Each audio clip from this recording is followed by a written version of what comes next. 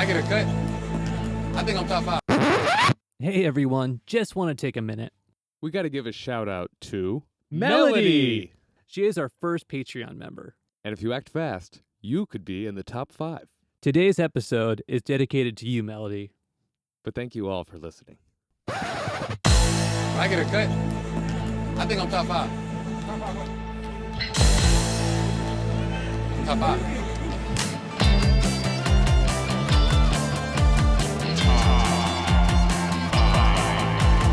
Top 5 side ones, track ones. Hey, welcome back to Top 5. I'm still Kenton McDonald. And I'm Ian Howe. I'm Andy, your guest. We got Andy. Andy Place in the Andy house. Place. All right, happy to be here. Welcome, man. Thank you very much. What are we talking about today? Okay, so I didn't know if I was supposed to say the criteria. It is top 5 Bowie songs that are not singles. It's a good one. I'm excited to But finally talk also a about caveat that I forgot to tell you guys until now. If you have like a reasonable enough loophole, that's acceptable. Okay. B-sides definitely allowed. B-sides definitely allowed. Not Okay, a good to single, know. yeah. Good to know. Okay, so if you want to change your list now, or maybe we can take a minute to come up with our list. And as a listener, if you're trying to make a list alongside us, don't be afraid to put some B-sides on there. And another thing we have going But on don't today. send them into the show. Or do? Do people have a way of sending stuff into you guys? We got an I'm email. sure they can find a way. Thing we got going on today, you and I, Andy, are trying to guess each other's lists. It's a little game. And what is the winner going to get? We didn't fully I think decide. that we should, whoever wins should barter with the person that loses about what they can get from the other person. Okay, we had talked Because- T-shirt, talked tattoos. Right. So we'll barter at the end. All right. Because I Sure. feel like some of my list is a little unfair and you're going to want to barter with me. Okay. So I'm just trying to be generous to you since you're having me on your show. Well, I'm sure I'm going to guess more of yours than you are of mine, so I'm not worried about it. but- Wow, very confident. Yeah, but a lot also of- not very considerate to your guests. Well, I appreciate the confidence level here, and I can't wait to see what you guys end up having. Was you it a have- real confidence though? I'm just talking. Okay. I'm not feeling I'm anything. sorry. I actually think you're gonna win. I'm confident too that you're gonna win. In fact, he's going to make sure you win. Do you want to write down, or do you already have written down your... I have it on my phone and I'm gonna text it to Kenton. Okay, I have mine At written. a certain time during the show. Here, Kenton, here's my... Should I get mine ready to text you right now? Are you 'Cause guys it aren't might playing take me for a an wh- order? Or you're just going for songs. I just went 5 songs. Yeah, Okay. just songs. Okay, cool. I So feel like it's a real challenge anyway, with all the Bowie songs. it's out an there. incredible challenge. This whole thing, I know it was a criteria that I chose, but also on the list of stuff that you guys have was incredibly difficult. He's just got so much good shit. Can you guys think of a Bowie song that, before we get going on our list, that you don't like? He's got a lot of later stuff. Say one. Albums I've tried listening to that haven't grabbed me. Okay. Towards like way late 80s and In the early 90s, 90s yes. mostly. Yeah. I think he's got a lot of really good shit in the 90s. For any fans that prefer the 90s stuff, I might be with you. Oh, wow. Man, yeah.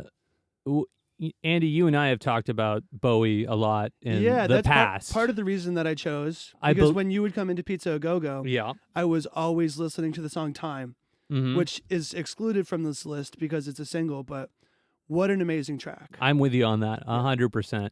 And if I'm not mistaken, we have a favorite album, or maybe at the time when we spoke about it, it was our favorite album. But On 3, 1, 2, 3. Diamond Dogs. Hey! Yeah. All right. That's awesome. Yeah, still my favorite. What about you? As a whole functioning album, it's still my favorite. Same with me. And I appreciate that caveat because I feel the same about certain songs maybe surpassing levels of enjoyment that I find from those songs as individuals, but as a concept and the sound and the grittiness of it is my favorite. Yeah, it's like one cohesive work. Right, It's right. flawless, and I love it. And I'll get into talking about that a little bit more as we go. Great. I can't wait. There's so much nerdy information out there we can nerd out on.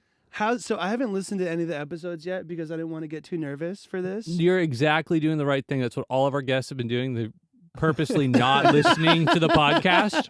Only reason, though, they didn't want to get nervous. Everyone else is listening to it. Yeah. What were you saying?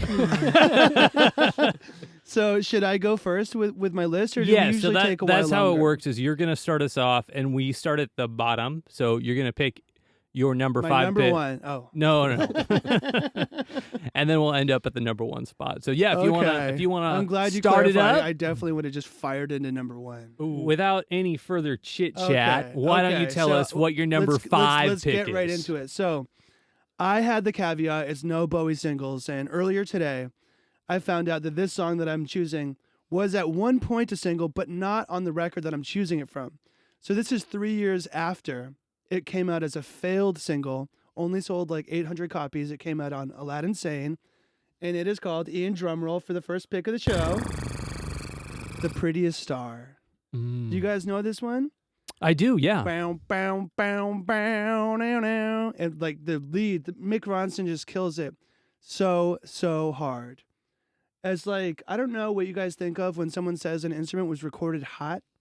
Ian, what do you think of when someone says that? A lot of gain. A lot of gain, yeah. I don't think about it in such technical terms, but I just think it's like so just sensitive to touch and just biting, and like it's hot. Yeah. It's hot. It just Picante. picante. Without thinking about why people call it hot too much, I feel like you'll understand it.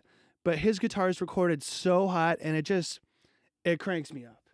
It's really good. But I found out earlier today, just because I hadn't read about any of my picks until earlier today, is that in 1970, it was recorded as a single with Mark Bolan on the lead as the follow-up single to Space Oddity. So it's a totally different version of the song. Totally different Yeah. version. And that version is awesome. It's not on my list because it can't be, but if it could be, it would be on the list. Holy shit! I've never heard that version, and I'm always curious about Bowie's relationship with Mark Bolan, because they kind of had a Rivalry. little right, rivalry for the king of glam. And rightfully so, what a rivalry it was. Sure, except for T-Rex had way more success out the gate than Bowie's career did. Right, but you talk to the random stranger on the street, who do they know more now? So Well, who lived longer? So the battle rages on, I would say. I don't know. I mean, I love T-Rex, but I In mean, the I'm a US, Bowie guy Bowie's through definitely a and better-known through. name. Okay. Yeah. All right. I'm with that too, but I just thought it might be a cool thing for the show if I said the battle was still going. Cool. What? Okay. So Ian, have you said anything about my pick yet? No. Because you're gonna want to get a few words in there at least. Do I? Well, I want you to, and I'm the guest. Can I ask? Do you like? Your words are going to be asking me something? Yeah. Yes, you may actually. How hot is Mark Bolan's guitar? Not as hot. But It's not as hot. But you like the version more? I think so, but it's newer to me, so it's hard He's for me to tell excited about because the dust hasn't settled on my feelings about it yet. Okay, so just for the record, you believe that Mick Ronson is hotter than Mark Bolan. Just Yeah, fuck it. all right, good pick. And what I can say about my own opinion about your pick is it was not on my list. It's not on the list. Yeah. All right, So- well, so Well, far I'm then I don't know. Your confidence might have been misplaced because I felt like that was an easy one. So do I get to choose which one of you goes next? no, we typically just go around, so we'll go with Ian over here, and Okay. we'll see. Because I was going to choose you, Kenton. Want to go clockwise today? No. okay. I want to Okay. go with like how it's been. All right. Well, I got one that I don't think that you're gonna guess of mine. It's kind of my wild Well, card. I hope you didn't pick it to be contrarian. No, not at all. Also, the guitar work is definitely what gets me on the track. I bet it's Robert Fripp. That's a good guess. Okay. It's Teenage Wildlife. Oh, from Teenage Scary Wildlife from Monsters. Scary Monsters. Such a good one. And I was thinking about having that on my list, but I should really let you talk about your pick. Again, it's the guitar that does it, and it's not just Fripp. There's 3 guitar players on it. Also, Carlos Alomar, Everyone's favorite. who played on everything from Young Americans until his 2003 album Reality. 11 Bowie records in there. Reality, can you name a song off that record? No, I've never listened to it. Sorry to put you on the spot. And Chuck Hammer, who plays guitar synth. Chuck Hammer, also one of the best male porn stars. Guitar synth. I didn't even know that was a thing. Okay, so like a guitar. I think it's more just like Okay, like one of those ones that Andrew Bassett, aka Houndy, has that has the strings on it. yes, Okay. yes. like Okay. that. Cool. Yeah, so a lot of guitar going on, and the guitar is like the real hook of the song. Yeah, the- it is. I mean, it there's is. Bowie's doing great too, but Bowie is doing very well. So for me, Scary Monsters is actually that's more or less my line in the sand when it comes to Bowie. Okay. I like stuff I heard a that text comes message out sound. Sorry. afterward, but for me, I feel like up until that point, I feel like all of it is all very, very good. you don't like that one. No, it is. Oh, that one's included. Yeah, Okay. that's included in it. Yeah. So the line is after that one. Yeah, so that's the marker. And on that record, the entire A side is all singles. All 5 songs were singles. What? Yeah. Really? Oh God damn it! Yeah, I had Up the Hill Backwards on my list. Oh my God! I was thinking about putting that on your list too. Not mine, but yours. And then realized it was a single. So, do you think that the Teenage Wildlife lead line is all that reminiscent to stuff you hear on Heroes? Yeah. The Okay. song or the record? The song. Yeah, that's what I was thinking. Okay, well, I'm glad I said it then. I hope we get back on topic, that topic later on, because I've got a couple.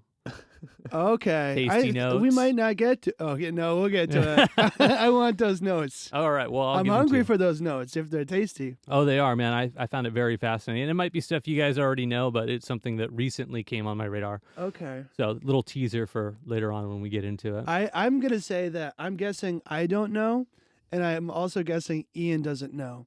As this is a show about predictions. Well, good. really. I think Ian would appreciate the this Do you information. think I'm going to appreciate it? Absolutely, but specifically, when I heard this information, I thought Ian. So, Ian. but now that you're here, I realize that you might appreciate this more. Who knows? Oh my God. We'll see. Well, Ian, can that be sort of a little competition between us? See who loves it more, yeah. Will you be the judge? Ken? I'll be the judge. I'll be the judge of I that. feel like we're wasting time. Kenton. Are you done? Do you have anything else you want to? No, that can be it. Fripp kills it. Fripp, yeah, all over that record. Fripp and- can rip. Yeah. The Frippa. King of the Ring. Okay, well, then I'm going to get into my number 5 pick here. And the way I kind of geared this is I'm starting later in his career and working backwards. So my Benjamin Button. my number 1 will be towards the beginning of his career. Okay. So this one is a little ditty called As the World Falls Down. Oh my God.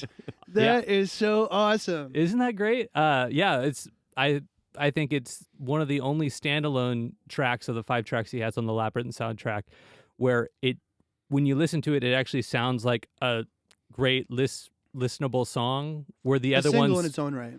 Yeah, but it's the only one that wasn't a single because But like Magic Dance right. and Underground and Within You. Within You. And Within You, I love that, but that's super theatrical to the specific To scene. the goddamn max in Yeah. a really good way. But yeah, I hear that. And when I said a single in its own right, I meant that it stands alone. Yes. That is exactly what you meant. Yeah, but I had to put that on there. So I'm starting in 1986, and I'll now be working my way back into time. Bowie's a old fuck at this time, 1986. Still slapping babies. Still slapping babies, and is it Making slap 'em that pee. baby, make him take a shit? I always thought, but I'll go with that. I think that it's great that Kenton chose this one. I love it as well.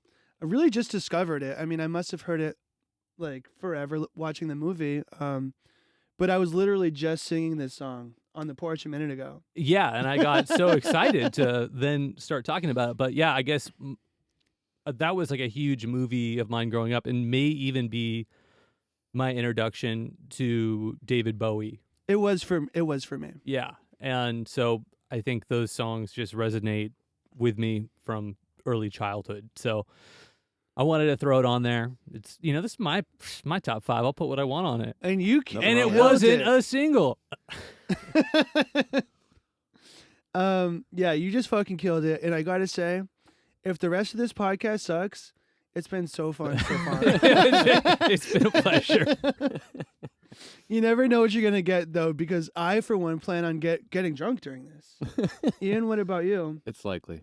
How many beers does it take you if you're already at 7 all day? Well, it depends on how much I've eten and how. It depends on how long it's entertaining you been. are. Okay, well then I think he's gonna be getting pretty drunk then. Oh no, I meant if you're really entertaining, he doesn't need to drink. Yeah, that's what I meant. I'm not gonna be entertaining. Oh, perfect. Okay. Yeah. Well, Ian, sweet. was that you that just burped? What's your number 4, Andy? I also wanted to add that Ian is wearing an all pink outfit, and there's nothing wrong with that. My number 4 is, and this is a loophole again. God damn it! I'm sorry that I put you guys through having to abide by a caveat that I kind of fucked with. But I guess this was a single. But I'm going with part 2 of "It's No Game" off Scary Monsters, which is the opening track. What, part 2 was a single? No, part one is a and single. that's why I'm going with this. But I do Yeah. want to touch on the opening track if that's not against the law. It's not. Let's talk. Okay, because you could put the cuffs right on me if it was. But the opening track of this record, Bowie is wailing. So is Fripp. He said it's very Fripp. He's ripping like Fripp. I think he looked at Fripp, started a rip, and Fripp might have even started a trip. Hey, let me take a sip. But Bowie, he says it's no game, and with the way he's singing, you believe it. He's screaming, "It's no game," and like almost getting out of key, but Bowie still kind of probably staying in some Owning weird it, key yeah. I don't know about, but like he's flailing and he's being reckless. It ends with him screaming, "Shut up." Oh, the transition is so good. So good. But the reason that I would have put part 2 on if I had to choose, not thinking about that part 1 was a single, was that after listening to him do that on the first one, hearing it subdued, you realize outside of like the maybe gimmick of Bowie just going berserk on that track, the song is super good standalone. He could just play it on a piano and I would be like, that song is amazing. And that's why I chose that, because I've really been liking it lately.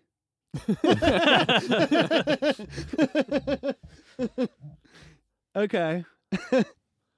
That's the one that you were saying. Oh, I might have one that's 2 parts. That's 2 parts, Okay. yeah. And I was kind of trying to fake you out about the sweet thing. Yeah, because that was my guess. Right. Which I love.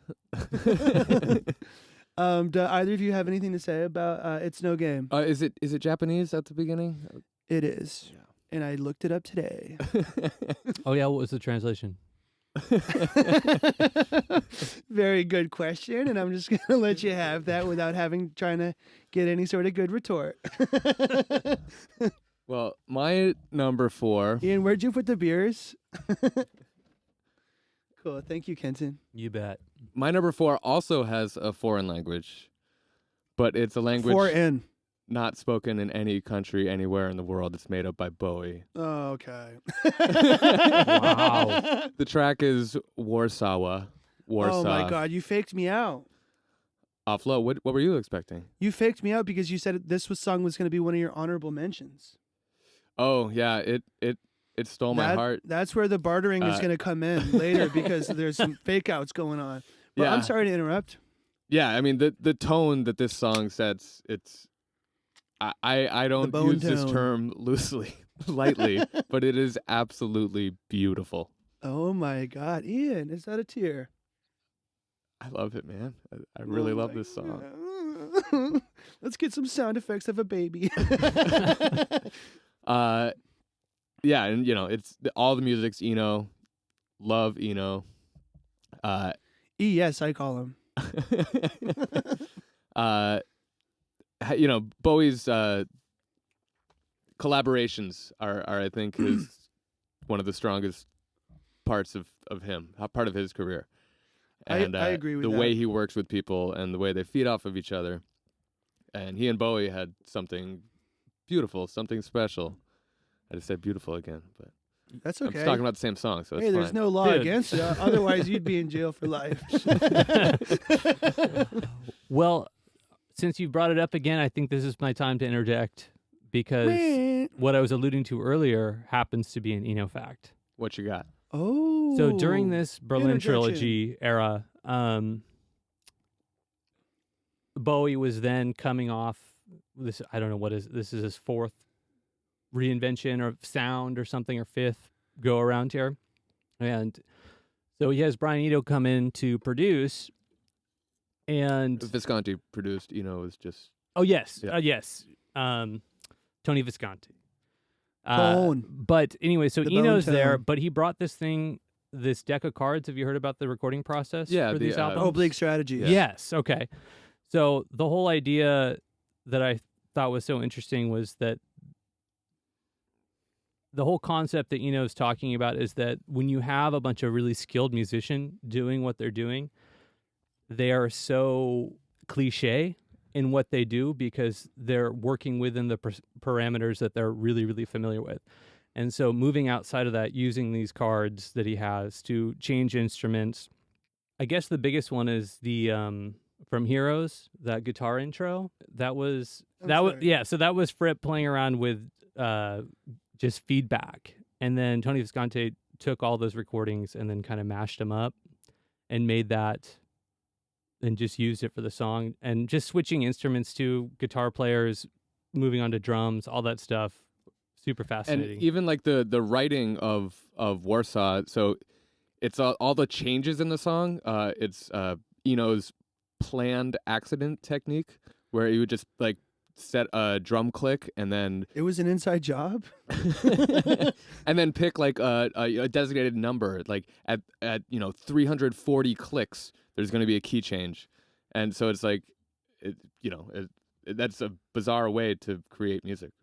Yeah, absolutely. And I was just listening to a thing about him describing that whole recording session, and I guess like I never realized how involved, and I guess it made sense in my head. Well, no wonder it's such a departure musically from everything else. I'm pretty sure Eno did the whole B-side of Low without Bowie even there. That's what I've heard, is that it's very, very, and maybe even surprisingly so, Eno heavy, because Bowie was going through some shit. Yeah, he took off. He wasn't even in town. Our hero was dying. Kenton, I'm going to send you what I think is Ian's list that I've been so wrong about so far. Right Great. now. Okay, send that my way. Another thing about the song Warsaw is Joy Division, who was originally called Warsaw, named themselves after this song. Oh, I think that was a lot of good info. And I never knew the thing about the instrument switching, but maybe I'll use that. So Amy K, get ready to play some drums on the next record. Also, I want to take a second because I haven't done it yet, and I don't want to forget to say hi to my friend Camden. Hi, Camden. What's up, Camden? Dog train. Yeah, let us know if we got our facts straight, Camden. Please. And you can just tell Ian. Also, Camden, if you're trying to hang out and get drunk soon after hearing this, text me, dude. I'm probably down. Yeah. Only other thing I got is the three instruments Eno played on this track. It's just a synth, piano, and a Chamberlin. Wilt or?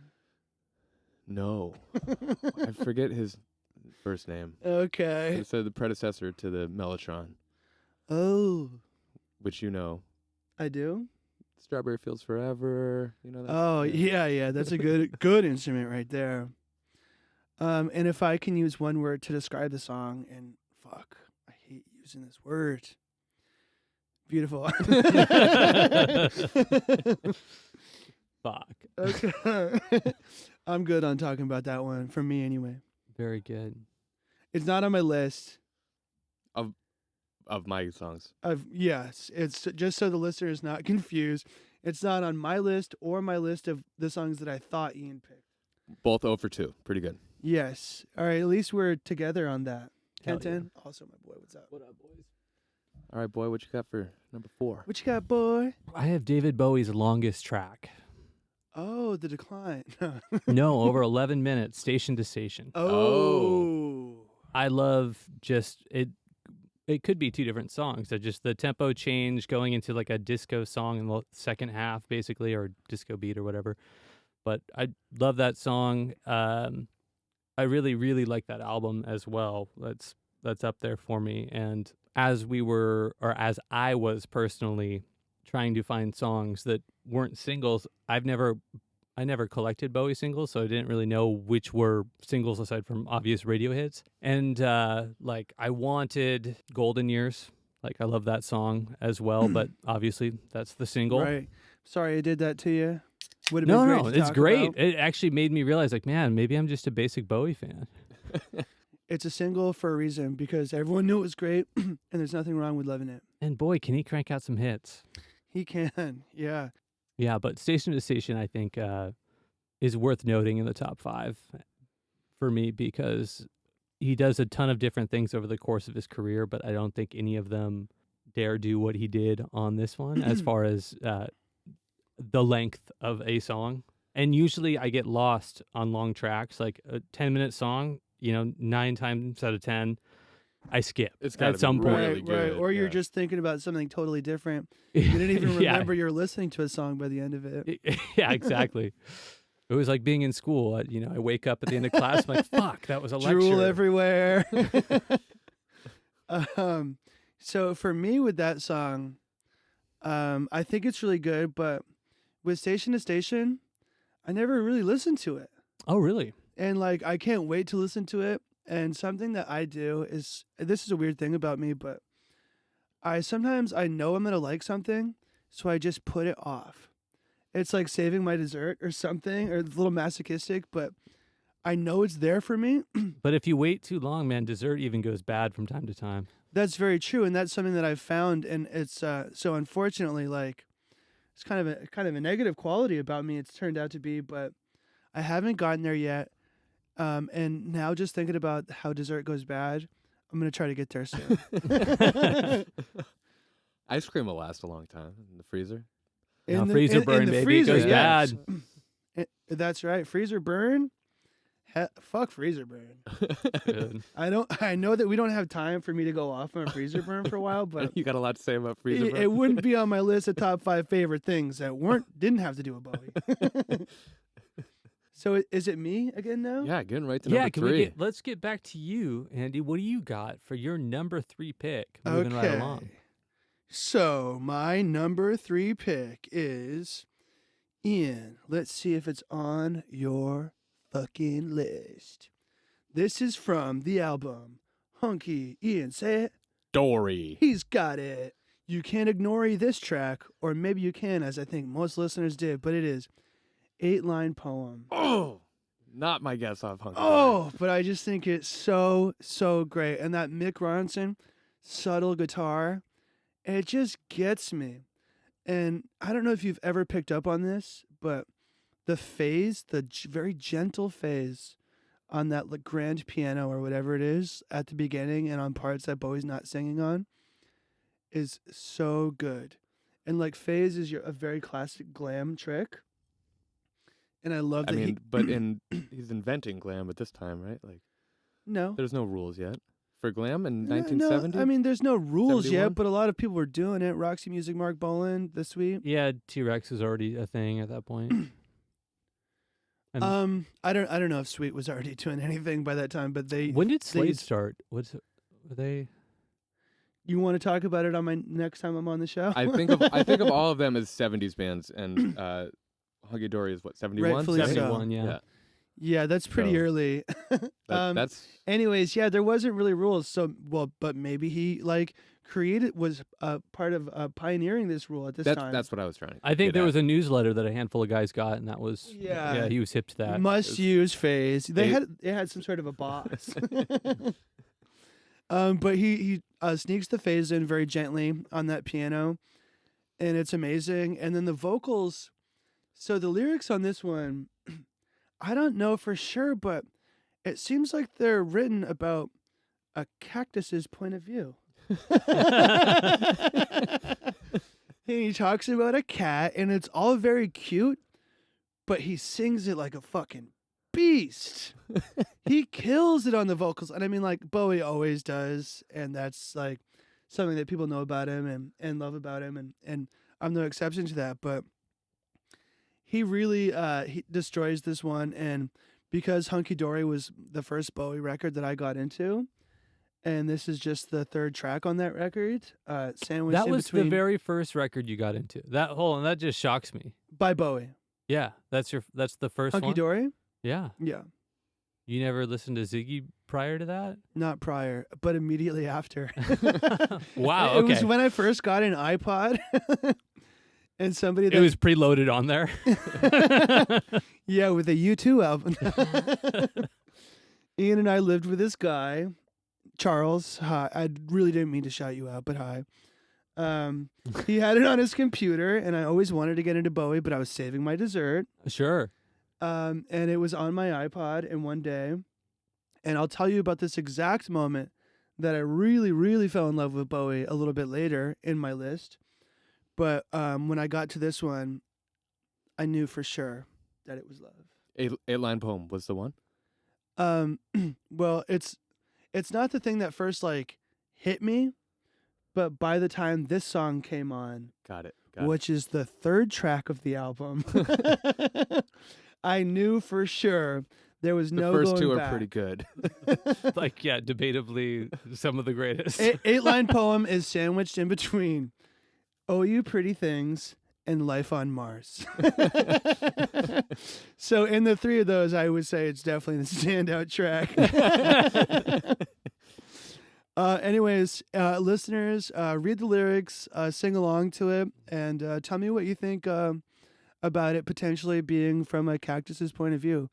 Because I think that is maybe not something I knew I would love right off the bat, but I've grown to definitely know I love it. And out of curiosity, where did this the seed of an idea of the cactus's point of view come from? It's because I read the lyrics. You didn't hear him? Well, I wasn't able to understand all of them because You there's- weren't like sitting around like, man, what if I was a cactus? What would I think about this? I was not. Huh. Is that something you've done? No, that's why I'm trying to figure it out. You were smoking a lot of pot at the time, man. And still am. But maybe for Patreon, we can listen to it sometime and like talk about it and like really get down to like, is it from about what a cactus thinks? But that's Patreon, baby, or as I call it, Patron.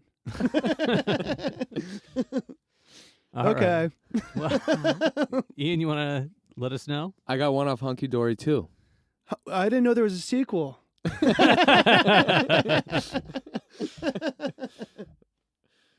Okay. It's a rocker. Andy, you want to take a guess? It's a rocker. QB. It's a cute.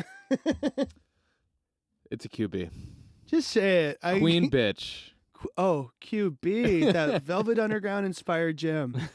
Yeah. Yeah, that's a good one. Yeah. Really. Not on my list, by the way. That's like the transition track from Hunky Dory to Ziggy. Ziggy. Well, actually, there's another one track off of Ziggy was actually from that same session. Okay. Well, But that is, but totally, that is the transition. That song could have been on Ziggy. right. Yep, totally agree. The more distorted guitars, simpler instrumentation. Yeah, and just that like grip it and rip it style. Yeah. Fuck yeah, dude. And it's everyone associates a song with Sweet Jane, right? It's like a specific, not just Velvet Everyone Underground, does, but yeah. that's the thing people say. But it's actually It's a thing. direct ripoff from an Eddie Cochran song. Eddie Cochran. The second famous porn star we've talked about tonight. A lot of famous porn stars. Most of them are dudes. 3 Steps to Heaven. That's the Cochran song. Oh. You know, 3 Steps to Heaven is a line and it's no game. No more. 3 steps to heaven and it's no game. That's cool. That we kind of came full circle on that. But I'm sorry to interrupt. No, you didn't. No, just I did. keep the conversation going, Flowing. flowing, broing. Okay. The satin and tat line is a reference to Lindsay Kemp, who is his mentor and lover. Related to Sean or? He's the one who got him into Miming, I exactly. believe. Yes. Exactly. Oh, Also a Kenton. mentor of Kate Bush. Kate Bush. Rose, one of your favorites. Hi. You're not going with the porn star joke on that one? Ian, why would I? I think that's degrading.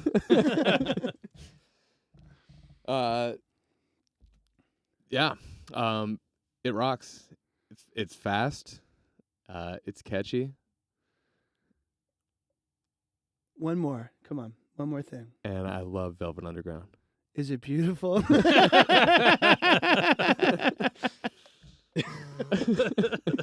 I'm sorry.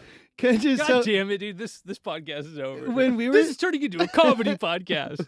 when we were sound checking this, Kenton is like, will you just give us a laugh? And I was sincerely like, I don't think I'm going to be laughing very much.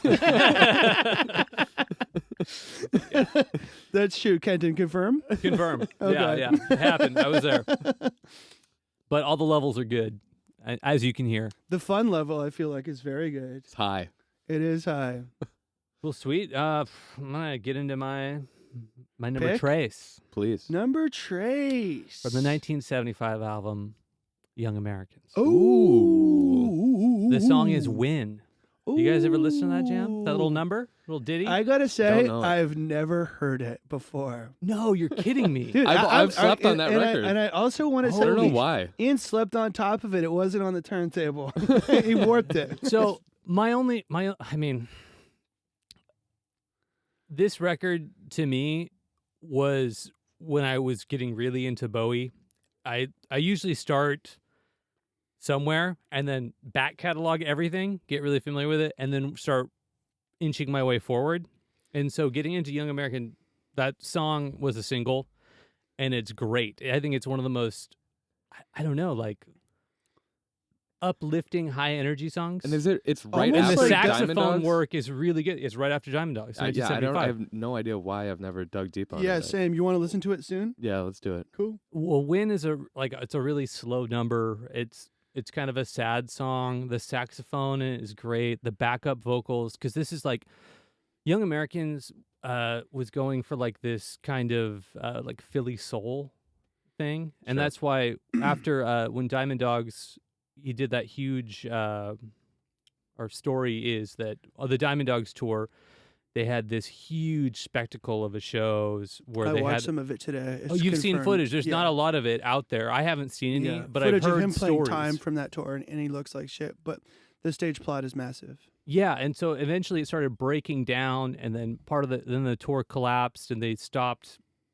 basically doing it, and then the latter half of that tour became known as the Philly Dog Tour because it was Philly Look at our Dogs. Philly dog. So it was Diamond Dogs, but also starting to play some of the stuff that he was recording while he was recording in Philadelphia Okay. for Young Americans. It's all coming together. And that's the first album that who you mentioned earlier, what's his name? Carlos Santana. Alomar. Oh, sorry. Alomar, exactly. So that was the first album, and he actually is hugely responsible for putting the band together on that album, and some really great musicians on it. It's really sad that retrospectively, Bowie refers to it as plastic soul. 'Cause it really doesn't give credit to the musicians playing on that album, because I think it's some of the best stuff he's done, and I think it's really unique to that time frame for such a short window. I mean, you hear a little bit of that sound in Station to Station, but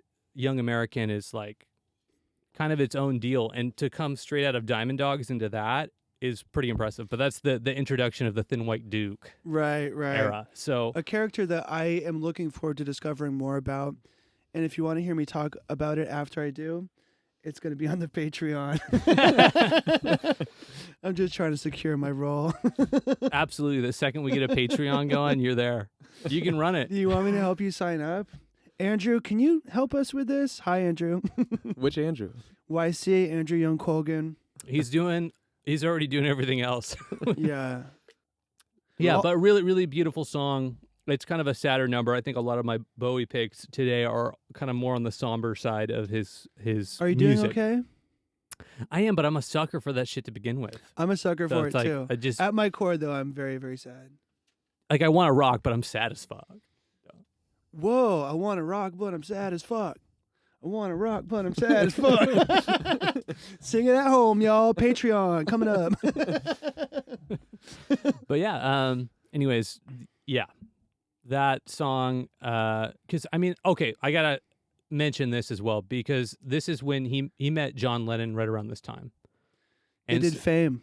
Exactly, which is on this album, but this wasn't actually recorded in that wasn't recorded in the Philly sessions. That was recorded in New York City after the fact, but then put onto the album along with the Beatles cover.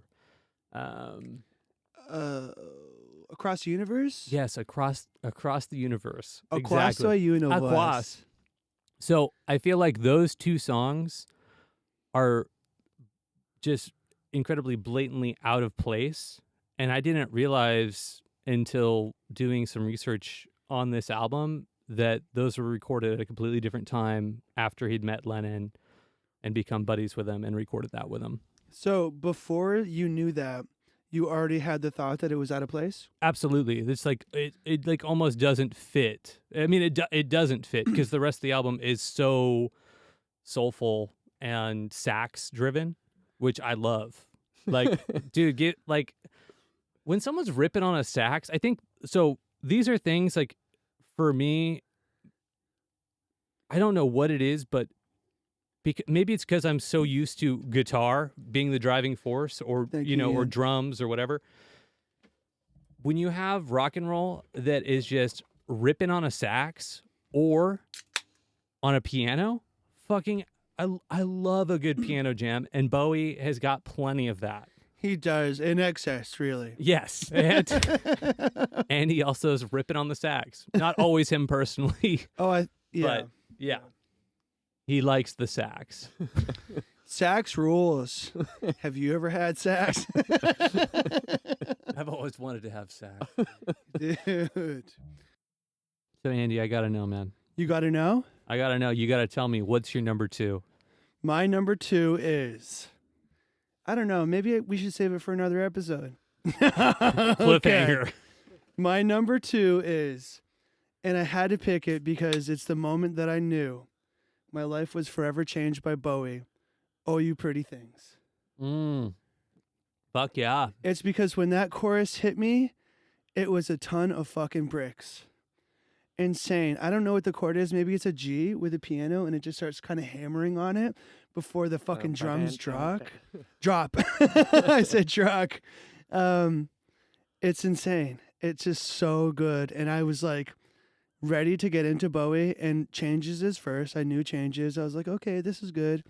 And then Oh You Pretty Things came on, and I was like, my God, this is fucking incredible. There's no denying that. That I song. cannot believe I did not guess that of yours. So now you only have one more chance, and I Yeah. think you're definitely going to get this next one. Hey, I think you're going to guess my next 2. Oh, yeah? Well, Oh, really? Now I got faith in you. Well, are we moving on to you then? No, I bet he's got more. Okay, to say about it? I mean, I guess I could. Well, it's a good song. It's beautiful. Oh. It has piano, drums, bass. It's just very, very good. It's one of the all-time bests. If it was the last song that I ever heard before I died, I think I'd be dying with a thumbs up. Oh, fuck yeah, man. Just going down like Terminator 2.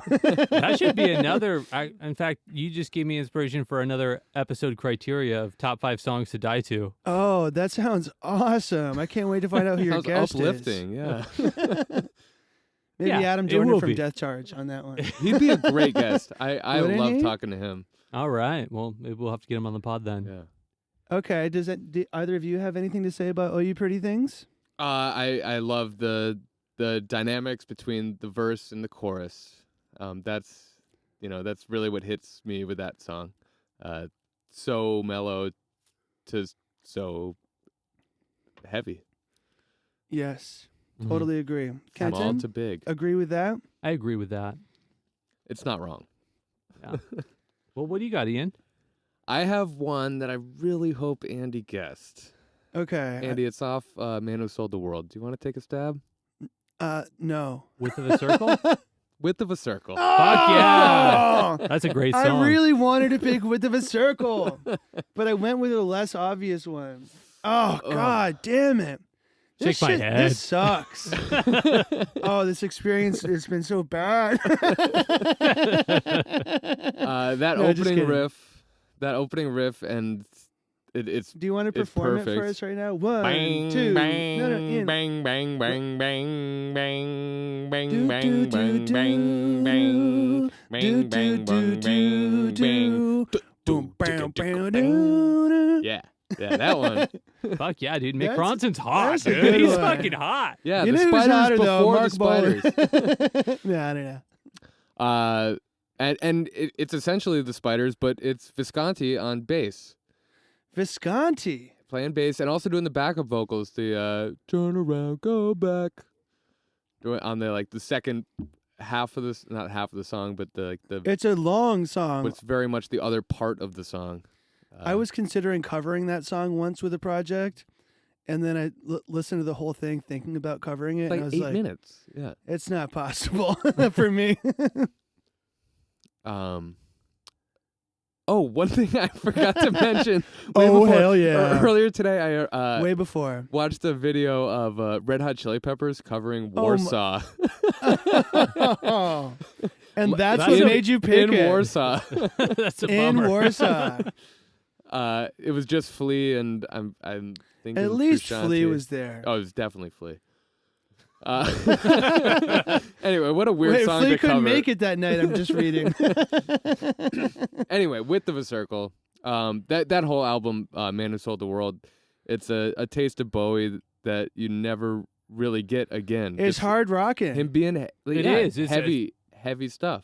I don't think a lot of people realize that Mick Ronson's on. I think they affiliate him more With with the with the Spiders. Spiders. with the Spiders, but as Absolutely. early as that. I mean, because Yeah. that's He before also Hunky plays on Dory. Aladdin Sane as well. And Yes. Hunky Dory. hmm Which, He does all the string arrangements, and really? Yeah. So Mick Wow. Ronson, I mean, big Balls. component behind the sound of Bowie at that time. for sure. And again, to reiterate, the Bowie and his collaborations, like that's Yeah, I mean, his He, strong he suit. He- picks good ones. Mick Ronson Yeah, was he the works first with Eno, great really, people. for Bowie. He was a person he was that he he worked was with. a Eno for Bowie. He was the first. Eno ripped him off. Dude, Ronson, Needle Through the Camel's Eye, way better. And you know what, Brian? If you're listening and you want to defend yourself, we'd love to talk to you. Yeah. So- But if you have a problem, I'm going to fuck you up. Yo, I'll solve it. Whoa, nice. Definitely bringing different things to the table with Eno. Do you think if there's any situation in which you would be fucking Eno up in a fight? Yeah. Oh, hell yeah, dude. Kenton, what about you? All right, so I'll get right into it here. I'm fucking Eno up. I would never ever fuck Eno up. Never. No. Unless it was Carte a blanche, straight up Eno. Carte blanche. live or die situation, like we got put in a death match, then I'll fuck him up for sure. He's old If- old now. If it's a death, relatively if it's a young. death match, yeah, for yeah, sure. I'm not dying. I feel like I could fuck him up by giving him a dirty look. Like it would hurt his Oh, feelings. so you think that he's so sensitive? To his that- credit, I mean, he seems like a gentle person. I would love to see Okay. a celebrity death match, like the MTV Right. Claymation. I was wondering. I You was and Brian Eno going at it. I'm so- honestly I would start amazed off that on they my haven't done knees. that one. Yeah, Judge that- Mills Lane. Let's get it on. I would just be bowing down to him and let him kick me in the face until he exhausted his foot, and then I would kiss it. Then you shotgun a beer and you're ready to take Wow. him on. Hell yeah. Well, I mean, after you sever his foot from him, you can kiss it all you want. Cool. Well, Ian, I can't believe you're gonna sever Brian Eno's foot. Wow. well, I mean, he's had like 30 beers now, so he doesn't know what he's talking about. He Yeah, never did just so that. the listener knows, Ian can house some beers. like such a champ. And I think that if Celebrity Deathmatch was about to be the champion was how many beers you could drink, Ian would definitely win. I think I could beat Eno, but Okay, let's move on. All right, sounds great. Please. All right, my number 2. It's this one. Huge fan. It really, really got me right out the gate. It's off his 1971 album, Hunky Dory. Oh, You Pretty Thing. Oh, Yes, Sounds indeed. familiar. Damn, Kenton. I got to get What a up, nux on dude? that. Just so the listener knows, Ian, we confirmed nuxed. Isn't that right? I saw it. He saw it. Double vision, though, probably. Yeah, I just love the piano. It's almost like gets into this like almost like a marching kind of Ding, ding, ding. rhythmic Ian, to it go that I again love. with Yeah, I think I'm that. good. Ding, ding, ding. That's what he thinks of the song. But then it's so soaring, and the imagery lyrically in the song is Bratty teenagers. immense. It's like everything he describes, waking up, put another log on the fire for me. Right. having- Crack in the sky and a hand coming to down. me. The imagery is immense. What an awesome quote from you, Kenton. Oh, thanks. And also there's a lot of reference to like some reference to the occult, which is one of my big fascinations with David Bowie, is his whole his fascination with the occult and magic, and how he kind of sneaks that into some of his songs over the course of his career. So Not just sneaking. He was it's blatantly up even to Blabbering, yeah. even to Black Star, who's making Blabbering. reference to earlier works and Ian, the good occult. quote. Bowie And- was blabbering. And also just other references that he makes, like lyrical, like the golden ones is actually like it's a reference to Ayn Rand's dystopian novel called Anthem. And when I read Anthem, totally did not realize that there was an affiliation. In fact, I've only heard from one source that it actually, like if you look on Wikipedia, there's no reference of it, but through other scholars' research of his work, that is the line, the golden ones is reference to Anthem. And it's like a dystopian novel of basically men and women are separated. This guy discovers electricity in a post-apocalyptic world and brings it to the elders, and he's shunned for it. So he runs away with this woman who he knows from like across the gate, and they're the golden ones, and they go out and they find this cabin filled with books that was lost to time, and that's where they settle down. Wow. Anyway, so there's a lot of reference in that. So just having a broader knowledge of all the stuff that he's making reference to also builds upon the imagery of the song itself. So to me, I think this one is definitely one of my top 5 songs on this album, if not number 1. I mean, Changes is great, but this could be easily one of my all-time. I mean, it is in my top 5 all Life on time. Mars Yeah. ain't bad.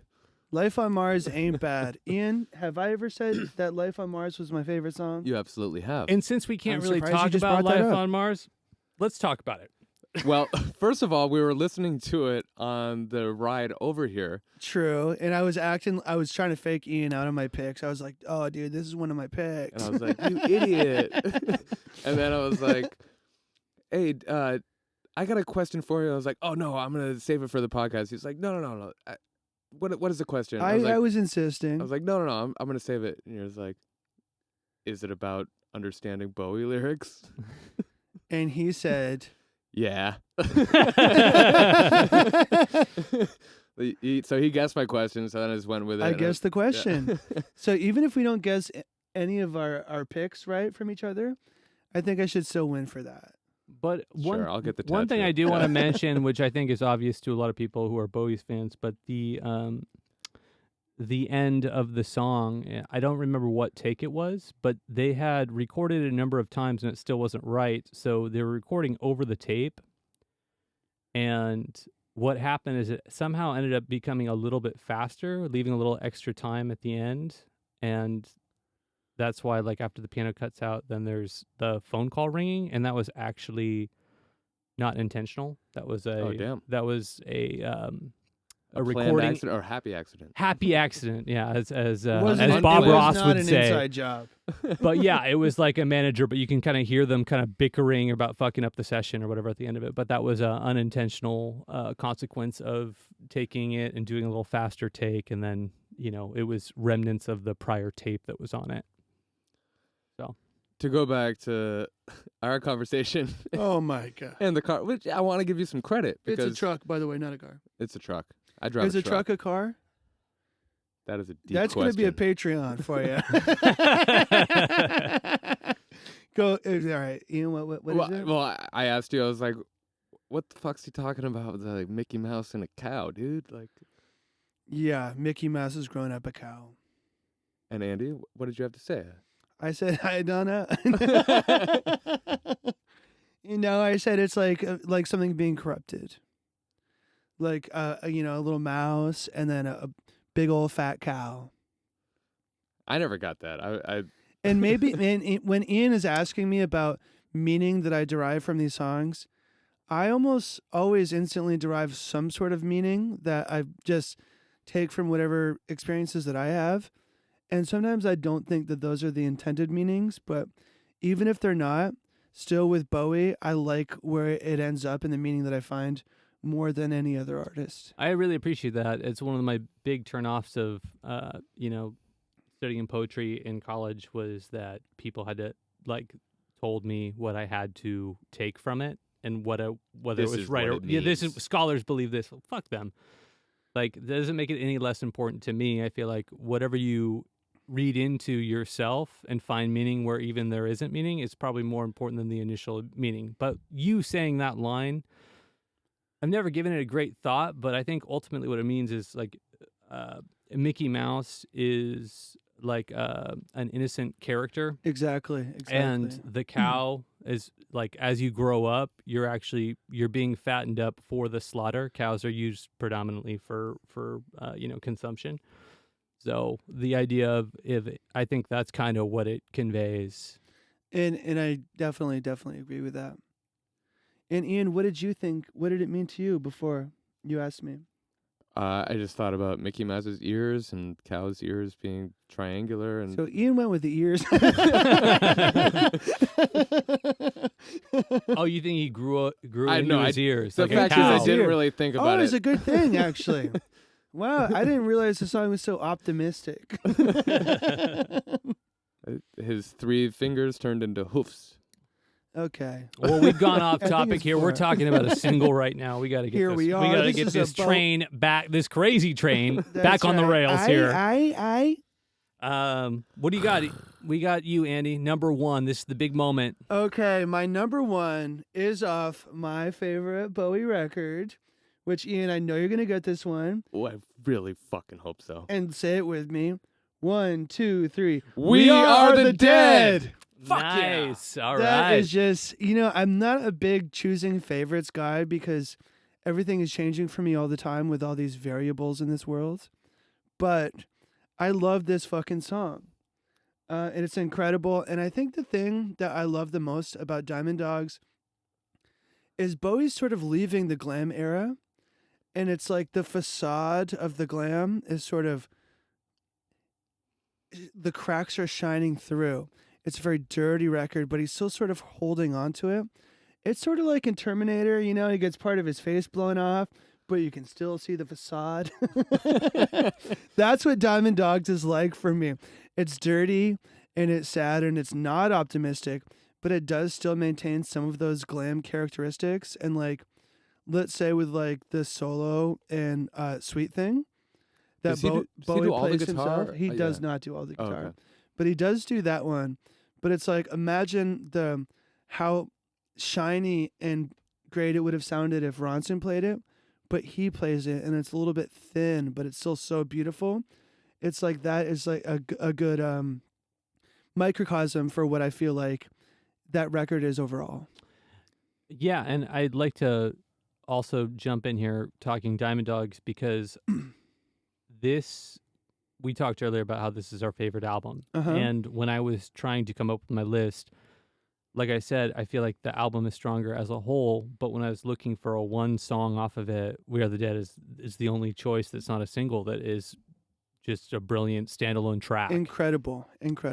I did not put that on my number one, so we will not Spoiler. we will not be corresponding on that. But Well, we're corresponding. another cool fact about that record is that, at the time Bowie was trying to actually get the rights for 1984 to do as like a rock opera. Yeah. Because it was coming out of the time of a rock opera, and he wanted to do that, but George Orwell's wife wouldn't give him the rights to it. But heavy 1984 vibes, obvious ones. Of course, like the song 1984 and Big Brother. Big Brother, Mhm. which I love. Big Brother, it gets It's a so good one. huge.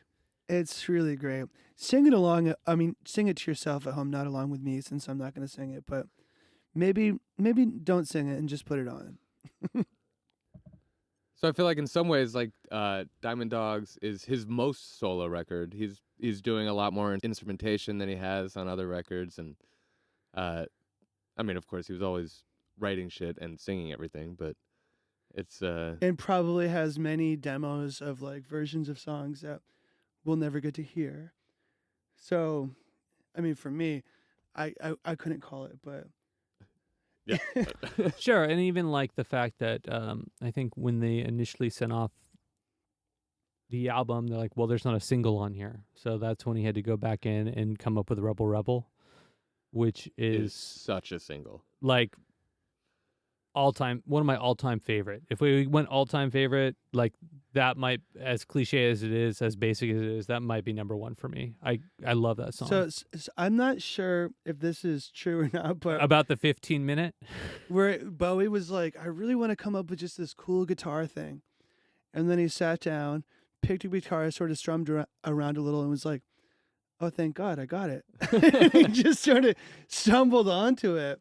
Kind of, yeah. I think how the story goes, I think, Kenton is knows. that Kenton knows, baby. from what I wasn't there, but from what I understand, is that once the label had told him, okay, this is great, but there's no single on here, you got to come up with something. It's like, all right, well, I don't know if it was like his manager or whatever producer was there, so he took some time, and I think it took him a couple hours. The initial lore of this story is that he just in 15 minutes came up with it and had a song, but he went out. It's good and lore. What, a couple hours, same as a fucking couple minutes. Who gives a shit? I mean, to come up In the with grand that scheme. song that has lasted. And then turns Through out all that the album's decades? got at least 3 huge hits, right? Diamond Dogs, Rebel Rebel, and 1984. Those are all 1984 is a huge hit. I don't think any of Yeah. those. I think Rebel Rebel's the only huge hit. It's the only huge one. 1984 was one of the first Bowie songs I heard at Really? Talent Skate Park. A Talent skate park. Talent Skate Park in South Like people- Burlington, Vermont. It's called Talent. Talent. All right. Okay. Cool. They only play talented musicians. Is that their It's a- theme? It's also the first place I heard Mark Bolan, T-Rex, Children of the Revolution. Wow. I just they would play music there while you would skate. Sweet. And That's awesome. Yeah, dude, you're a super lucky guy getting to go there and get exposed to that. And while we're on the Must be topic, nice. of Diamond Dogs, you guys ever read Lexicon Devil? Darby Crash's? No. I never Okay. read anything. Well, he has the best theory behind the name Diamond Dogs, and the meaning is basically a innuendo for being bisexual, because diamonds are a girl's best friend and dogs are man's best friend. Oh wow. So I have always thought about that when in context to this, because it has to be. I don't think Bowie ever said well, it. it doesn't have to be, right? That goes back. It to re- no it really- rules it with, really doesn't like, have to be. poetry and You're right. It shit. doesn't have to be. It is for me, as far as I'm Yeah, concerned. right. Yeah, I think that's a really cool perspective Yeah, I mean it's and kind an of awesome tongue-in-cheek. observation. Yeah, and not to mention how grotesque that album cover artwork is, which is like a classic. Goes back to Bowie and his ripping off the Stones. Totally with that whole because the that's Diamond Dogs the song line is like so Stones influence. well, also the guy who did the album artwork had done the Rolling Stones album artwork the year prior. Oh wow. Which Stones Oh record? no, actually, so he did the artwork for it, but Bowie got him to do something and release the record before the Stones. What Stones record, though? He sniped him. Whatever came out in 1974 The fans can let or us 5. know. We'll look into it. I'll dub it in Patreon. Oh, never mind. He'll dub it in. because like I'm not a huge Stones fan, so I don't know their whole catalog, but I thought that was such a fascinating fact. And there's like a great Mick Jagger quote about Bowie about you gotta watch out for him because you hang out with him and he'll ask you where you got your shoes, and the next time you see him he'll be wearing them and making them look way better than you. That's He's exactly that kind of yeah, artist. That's totally cool about Bowie, because he's just, and this is true for a lot of artists in ways that they might not even know, but they have their filter set for like what they think is cool, and then they take it and use it in their own way. And Bowie did that like no other. Totally, yeah. And with all of his the chameleon thing, changing with the times and everything. A lot of that is, to me, just following trends, but also making them doing it the Bowie way, and that's what's remarkable about him. But whether it is following a trend, he does take it to a different level where he is actually setting the bar higher for the trend. That's ultimately. And I agree with that. And I don't really like saying him following the trend. I know. I mean, because it doesn't sound good for him. Right. And I love him. But it's a pattern, and it's and you definitely picked up something on it. I want to note on. Note about.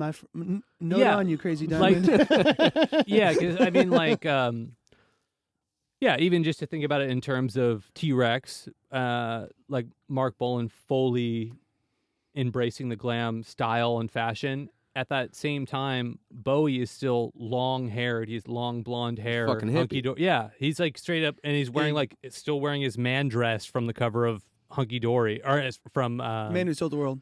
the cover of Man Who Sold the World. Got it in there. Yeah, so I think like he just kind of kept elevating, and what I've always been attracted to about David Bowie is how outlandish he made things and did his own shit. Like my favorite era of Bowie is straight up red mullet, high water pants, and a fucking eye patch. I think that's the coolest look in rock and roll history. And no one else could do it. If anyone else did it, I'd be like, this is straight up some bozo shit. No, when it comes to fashion, he's definitely groundbreaking. Yeah. Like Absolutely, no question. Like the song Confirmed. Fashion, which is actually a single. So Turn to the left, yeah. fashion. Turn to the right. Hell yeah. Well, Ian, what do you got, man? I got just before that eye patch shit. Okay. Ziggy Stardust, Oh no. 5 years. Ah! I didn't get any of yours, so you win. Wow. We can barter. Ian, what about that song Bombers? Don't you love that fucking song? Oh my god. Fuck, Ian, I've I only thought- been listening to records. I and thought Bombers was my free, like, Oh, on a shit. bingo card, the free space. It should have been, dude. Because Ian's always like, that's my favorite song. I cannot believe he didn't just pick for it. the last so many days, I've just been listening to my Bowie records over and over. Like, Okay. so it's not on a record. Fuck. 5 years is great, and I'm Well, gonna let that- you, so- I'm gonna let you talk So about that's why it. we can barter, because There's gonna be some serious bartering, and you might not be getting much. anyway, But talk about 5 years, 5 buddy. years. All right. Starts off So 5 years. fading in drums. The coolest drum beat of all time, maybe? I don't know. Ian, It's up do there. the drum beat for us.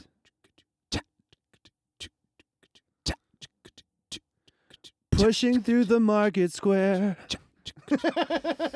So it fades in with it, and then just it goes and goes and builds all the way up. It builds. It gets so goddamn big, painting this whole picture of only 5 years left on the planet. Apocalypse is coming, end of the world, setting the tone for the whole record. One of the best side one track ones of all time. Have you guys done that? Not Has it- yet. Okay. No, I hope to. Who's gonna get it? do you And then think? so quickly, Billy Idol. dies off, and it's still just that same drum beat with a fade out. Right, and it's as if it's as if it lasts forever. Exactly. As Were if you gonna say as if, that? Yes, I was. Oh That's exactly my what I was gonna say. As if Woody Woodleston or what's his name? Woody Woodleston? What a dickhead that guy. Woodsman. Woody Woodsman. I think it's Woodpecker, my friend. Mick Woodmansey.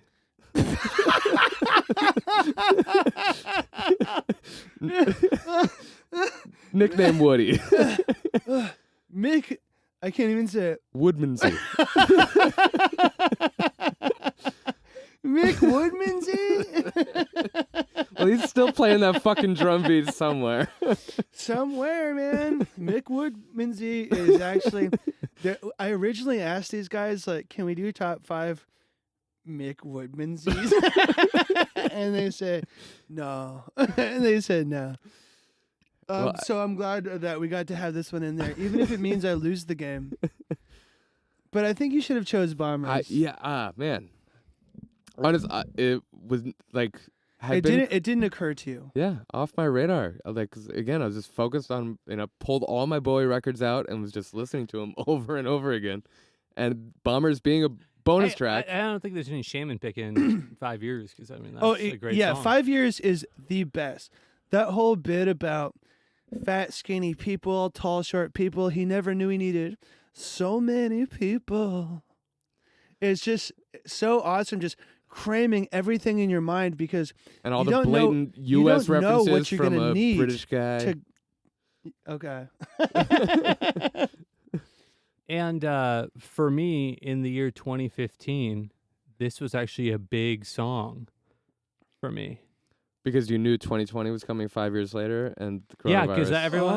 Oh, yeah, because Ian, every you mathematician. exactly.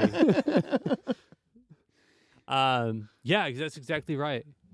It's on the Mayan or Aztec calendar, and I was counting down. Yeah, Ian. No, what did it I've mean to always you? said that you're a genius, dog. No, you nailed it, man. It was the end of the world. We only had Yeah. 5 years. Well, here we are, 2021.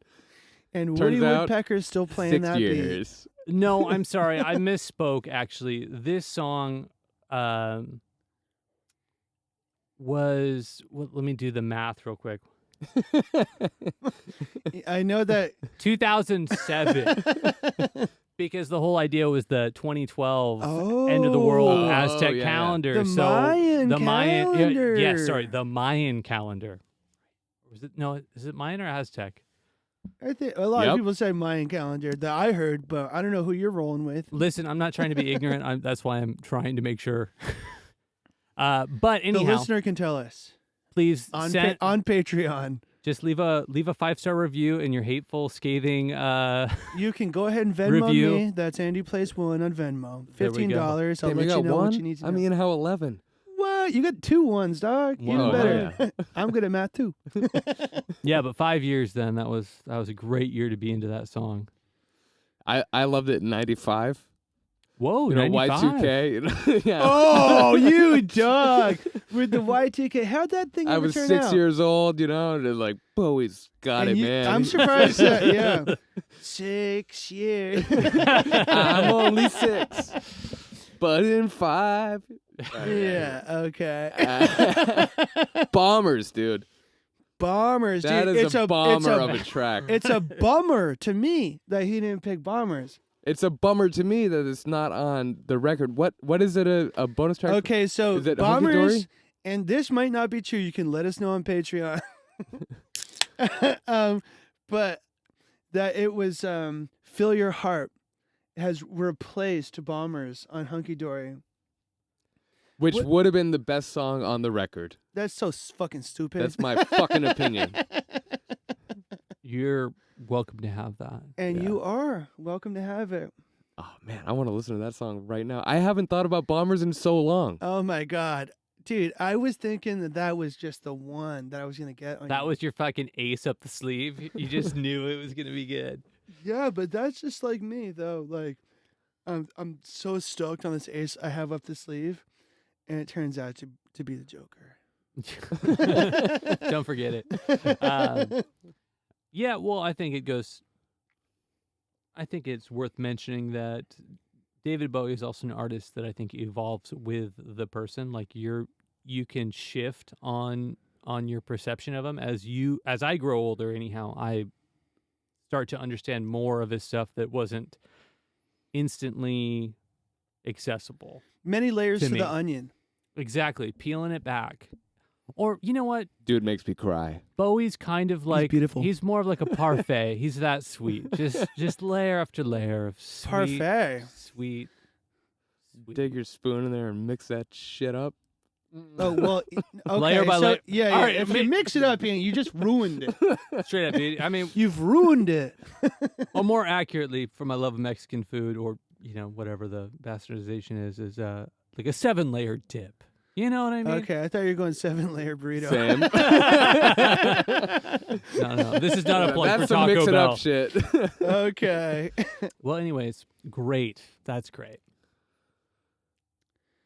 You know what has been great? Kenton, number 1. Oh, Kenton's number 1 will be great in 5, 4, 3, 2. This is ground control to Major Tom. You've really made the grade. That's not a single. How the fuck is that not a single? No, it's off the album. It's off of Space oh. Oddity. It's not the song. What is the song? Okay, Ian and I think we're very reactive there. Yeah, I was confused as hell. Yes, totally. Okay. The song is Letter to Hermione. From The classic book Harry Potter. No, it's you know the story on this? I've No. never heard the song. Shut the fuck up. Same. I will shut up because I haven't heard it. Damn, in that case, I got to stop and play it for you. You've got to hear this song. Thanks for playing us that beautiful track. That track was so incredibly beautiful. My pleasure. It is one of his most beautiful tracks. Not to be cliche here. That's quite a word to It was use. also gorgeous. Stunning. Decadent. Decadent, though? Why would you say that? Uh, Because I would not say decadent I specifically. would say emotional. it wasn't over the top, but it was. I mean, if I Decadent seems like grasping for too much, even maybe. But that wasn't. I'm no wordsmith. Okay. Well, yeah, number 1 pick from the 1969 album Space Oddity, Letter to Hermione, who was his girlfriend and supposedly his soulmate, and she refers to him as his soulmate. And Soul love. Did she really grow up the cow? She Ian, come on now. That's not nice. seriously don't be talking about her like I'm that. just Yeah, wondering. because we might fuck you up worse than Eno would. Yeah, it said that, like, I mean, he has said that relationship fucked him up, broke his heart, and maybe the only one. I mean, this is pre-Angie. Eventually killed him. And they actually met through the same dance troupe. Lindsay. Buckingham? No. Ian, Lindsay Kemp. how come your piece of paper has like a huge bite mark taken out of it? That's where I had your songs written that I ripped off to give because to it Ken. looks Very like good. you took a bite out of it. It even has teeth marks on it. Yeah, so they initially met through Lindsay Kemp's dance class. Was or she a mime performance as arts. well? I don't know if she was actually Amateur mime. going full mime, but she was a dancer, artist. Maybe a mime in her Intellectual. prime. But yeah, she was also the inspiration for Life on Mars, and the song is The girl just- with the mousy hair. She is the girl with the mousy hair, exactly. Little fact that I'm bringing to the table that I've always known. Fuck yeah, my man. Yeah, I think it's just one of his most beautiful songs, and off of Nice word. Yes, thank you. I thought of it myself. Off The of that originator. album, I think it's only second to Space Oddity itself, maybe, off of that album. And what an incredible single that was. But this song, my God. Incredible. So booming with good shit. Boom. That's Yeah. what I was gonna say. Boom worthy. Yeah. So just the whole story of Yeah, this that's my this being like a breakup song and just also putting just him I think it's the most vulnerable David Bowie's ever made himself openly to openly talk about this breakup letter and to write a letter to you, and the emotion that he puts into it I think is never seen on this level again. Wow, As far as that's personal. an awesome point. Yeah. So for me, I had to put it on there. And so my list ended up, when I was coming up with this list, I kind of had a hard time initially because I was looking at all the singles that had come out. And I was thinking, fuck, I love so many of these songs. It's going to be hard. And then I had to go back and re-listen to entire albums and then, scratching stuff off. And I also wanted to keep with this theme of starting from a later point and working my way backwards, because ultimately that's how it worked. All of the earlier stuff is my favorite stuff to this day. So he just got word. Anyhow, that's yeah. Diamond Dogs is his first record then. yes, pretty Yeah, much. Come no, on now, don't. no, the first album ruin was his moment. Ziggy, like I said, off mic, I think, but I was saying that the first album I think I had was Ziggy Stardust, like Burned a burnt copy. CD, yeah.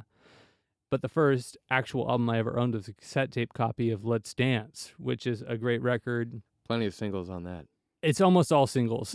So that was the only downside. I would have loved to have put something in there because I'm so familiar with it. But I mean, I think everyone, even if you're not a Bowie fan, you've probably listened to that album, or songs off of that album, specifically because it was such a big success of his. But, and also one of the huge things about Niles that, Rodgers. Niles.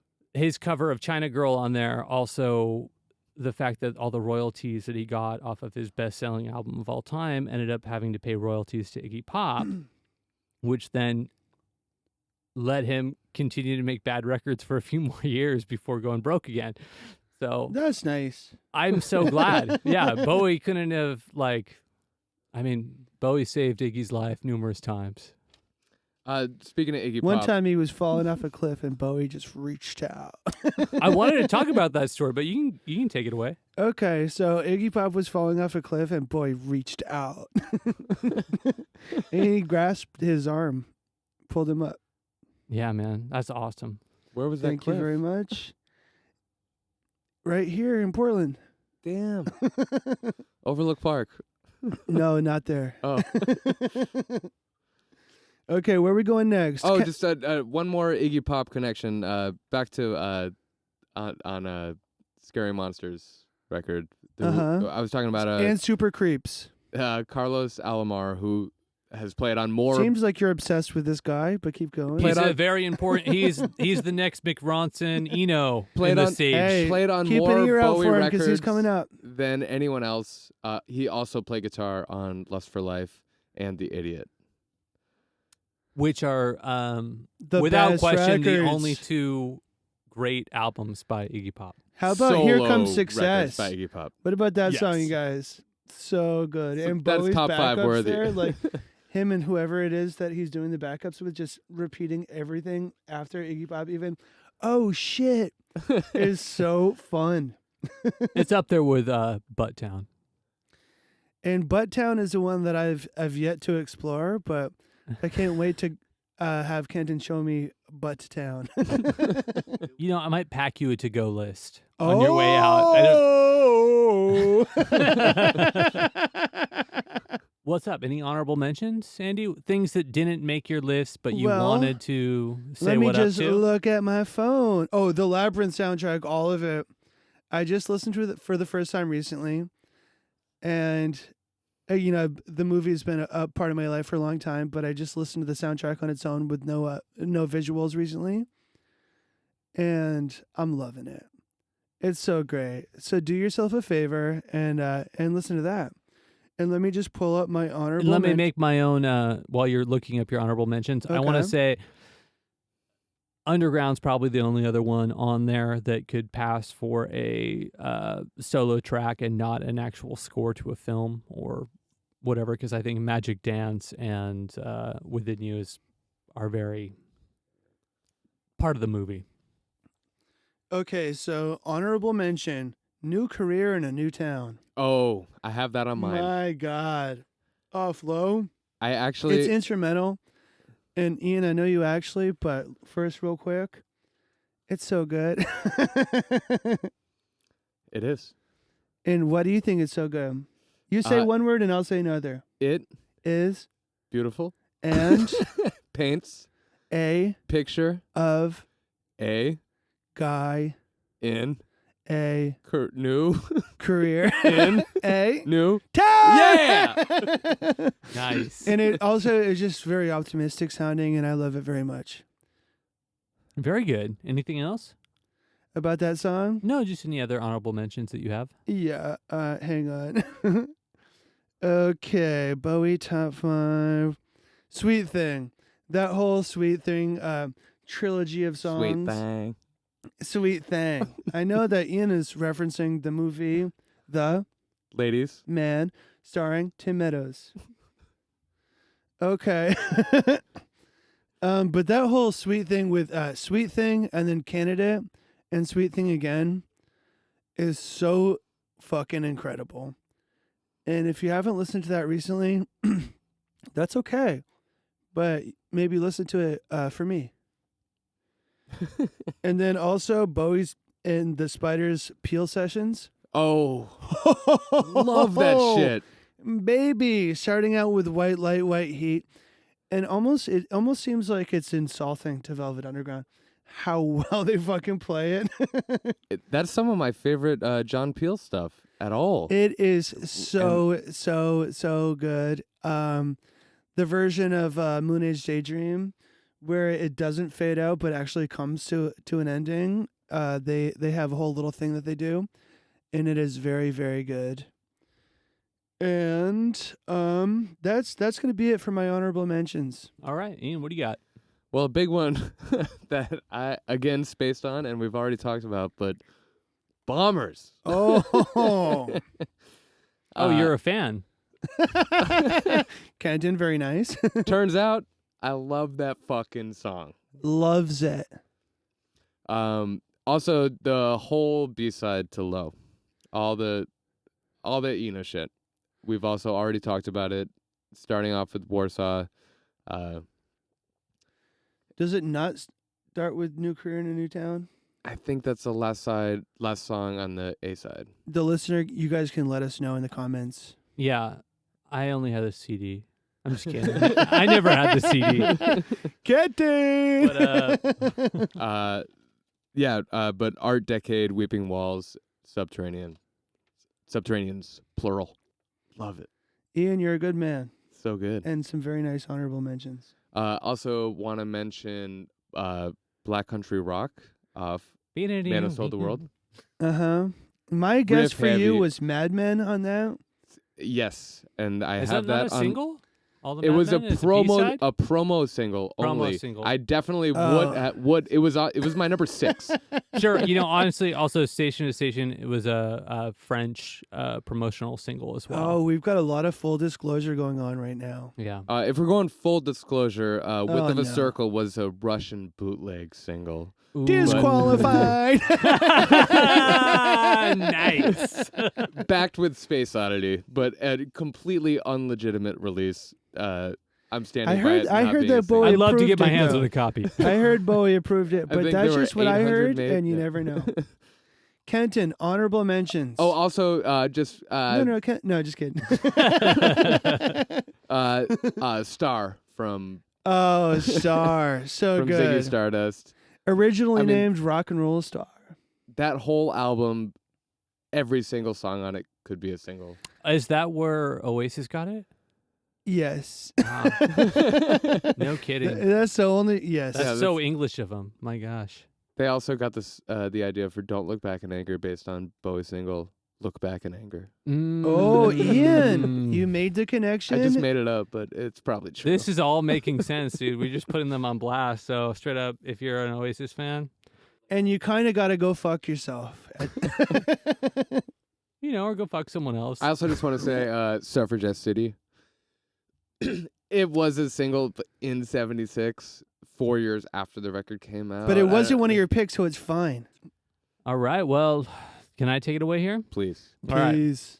So first off, honorable mention. You had a couple of them, so I'm just gonna cross them off. But I had Width of a Circle, Queen Bitch, and We Are the Dead on my honorable mentions. But you guys already took care of that for me, Ian, so thank you. Kenton, I don't see if you have a beer, but I'd like to get a cheers going on those ones. I got a empty somewhere I can cheers. Cheers. Take a butt. Cheers. Because those songs fucking rule, man. And also the following also rule. We have Andy Warhol. Oh my Oh, God. I that's- love that song. Okay. How good Andy is that Monument riff? Andy Monument. on the liner notes, the back it says Andy Monument, and Monument crossed out. It says Classed, huh? Fluoride. Dead Kennedys. I swear I'm not drunk, Mom. Well, he wrote this song before ever meeting Andy Warhol. He was just a fan. And then he met up with Cherry Vanilla, who was from that theatrical group, an edgy theater group that Andy Warhol was part of. They came to England and they saw Bowie and they became friends. And then when he came over to the United States for the first time, they took him over to meet Andy Warhol. And Andy Warhol was so not impressed at all and was just dismissive. And Bowie was like, "Oh, let me play you this song I wrote for you." And because the way you hear the song is like, Down. all my friends on the silver screen or whatever. Like, yeah. So it seems like he has a personal connection. I always thought prior to finding out that he hadn't met Maybe him, they that were they boys. were already boys, but they were not. They were not boys. But Andy wasn't really impressed with the song. Didn't really give a shit about him. And then Andy does what he does, and he got him behind a camera. And he was like, "All right, do something, entertain me." And so what does David Bowie do? What did you do? Mimes. He starts pulling out some of his old mimery. His Nice. mimes. Yeah.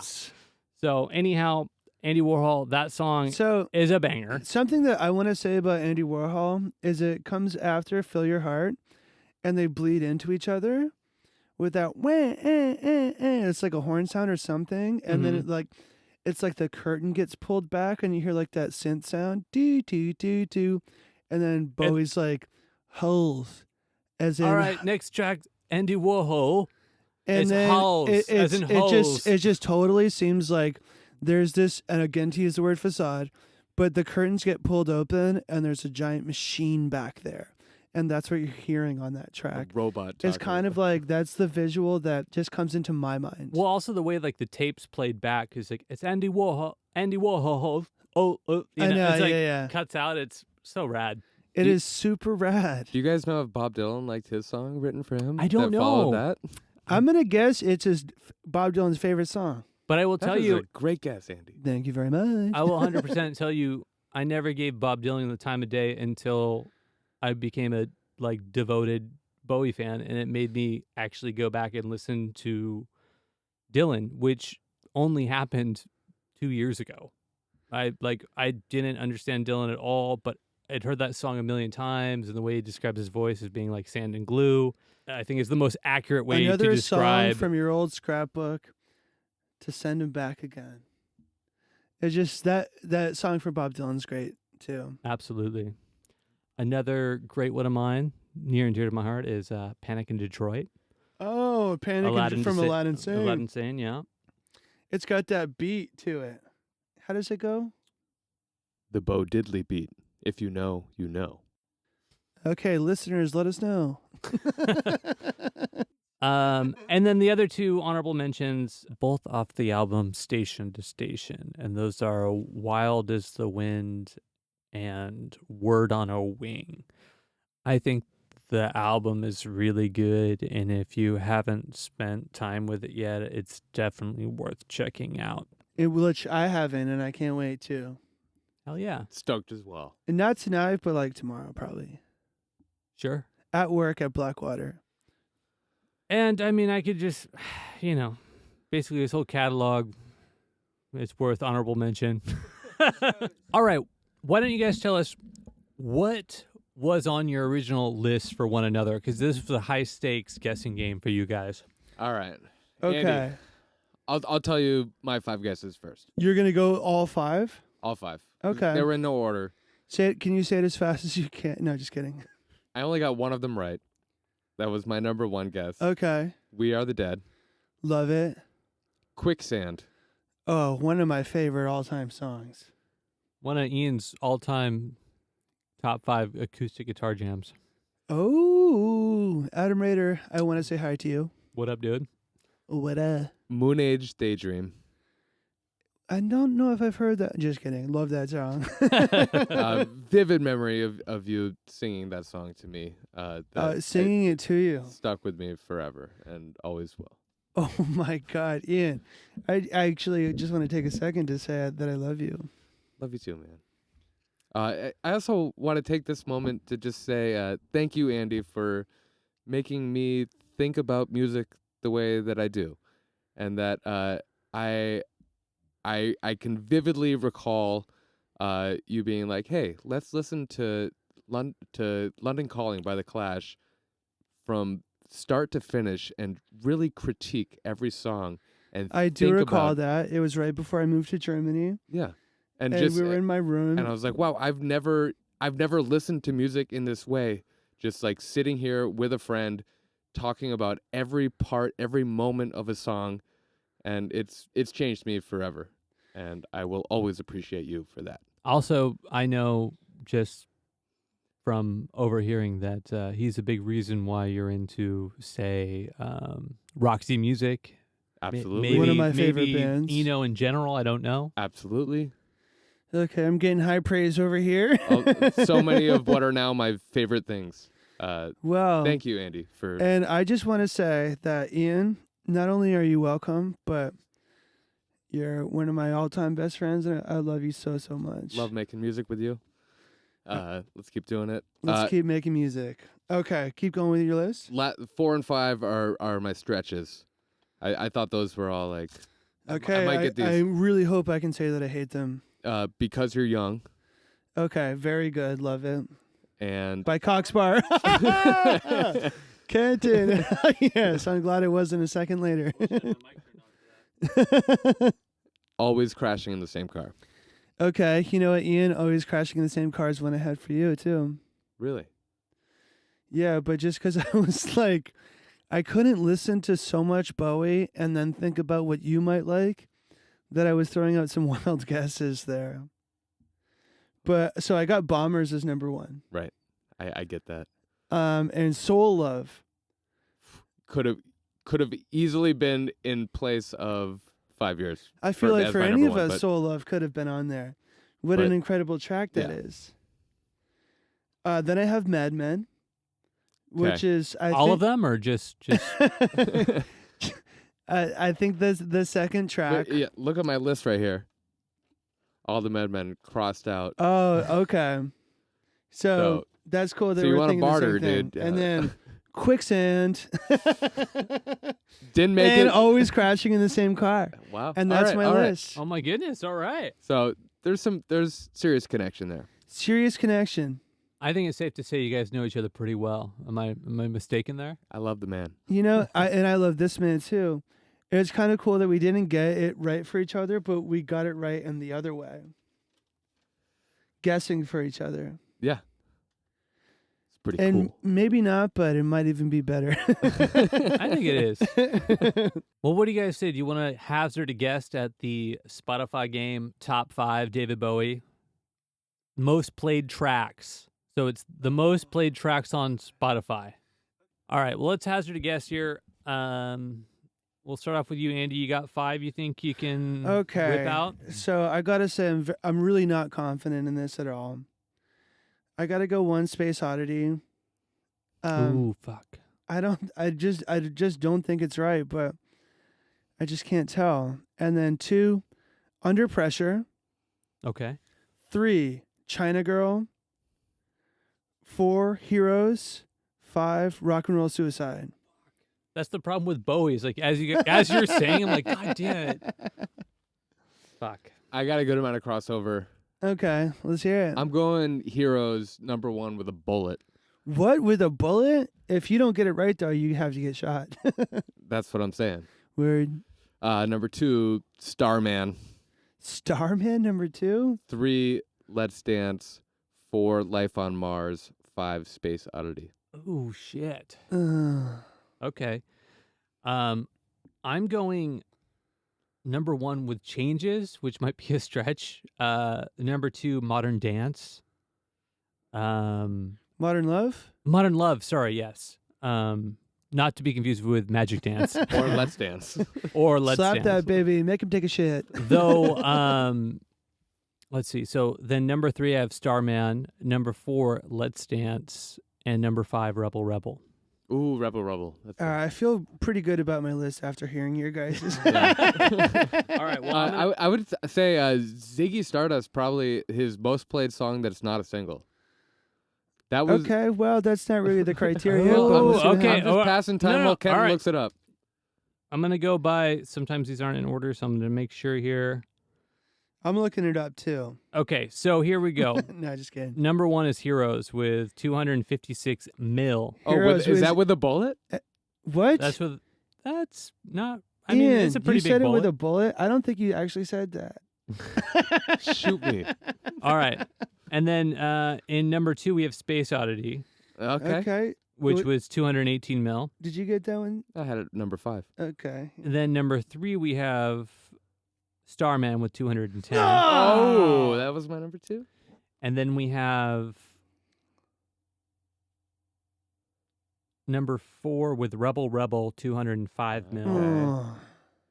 And #5, 157 mil, Let's Dance. 4 out of 5. Okay, maybe Under Pressure didn't count, though, because I think that would have been #1 with, like, a couple of bullets. Shitload of bullets. I mean, yeah, I guess No, when I, you guys I, said Heroes, I was like, fuck, that's for Can sure we look on up how there. many plays Under Pressure has? No, Okay, that's fine. because it's not on the top 5. All right. Well, you know what? Ian was the star man tonight, even though I was the guest. Let's Dance. No. How many did you get? I got 4 out of 5. Oh, okay, I'm 3 of 5. Yeah, I think I am too. I don't know. Fuck it. All right, well, Andy, this has been straight up a pleasure for me. I've had a great time. Ian, has it been fun for you? Because it seems like you don't really want to say whether or not it has. I've really, really enjoyed myself. I forced him to say it. Thank you so much for coming. You're welcome, and thank you for giving me a ride here. Is that it? That's it. Thanks, and good night. Hey, whoa. Oh, you want to talk about the Cool Heads record? No. Okay. Ian, we can talk about that on Patreon. Oh, you pretty things. Don't you know you're driving your mamas and papas insane? Oh, you... Shit. Oh, you pretty things.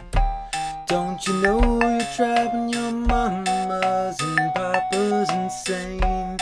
Let me make it plain. You gotta make way for the homo superior.